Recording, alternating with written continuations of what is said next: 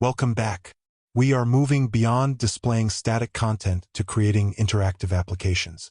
In this lecture, we will build a simple two-number calculator to demonstrate how to capture user input using Streamlit widgets and how the framework's reactive execution model makes interaction seamless.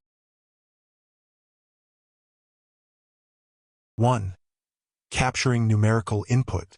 We start with the st.number_input widget. This is designed for numerical values and returns the entered value, which we store in number 1 and number 2.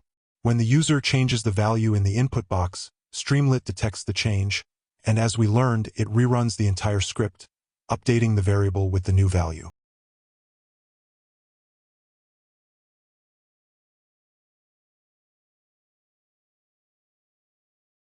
2. Selecting the operation. Next, we use st.selectBox to let the user choose the arithmetic operation. This widget displays a drop-down list. The selected option, such as add, is stored as a string in the operation variable. Changing the selection also triggers a script rerun.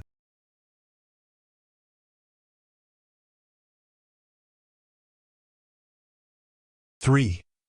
Performing the calculation and output. Since the entire script runs every time an input changes, we simply place our calculation logic after the input widgets. We use standard if-else conditions based on the selected operation. When the script runs, the calculation is performed using the latest values of number 1 and number 2. Finally, we use st.success to display the result prominently, providing immediate feedback to the user.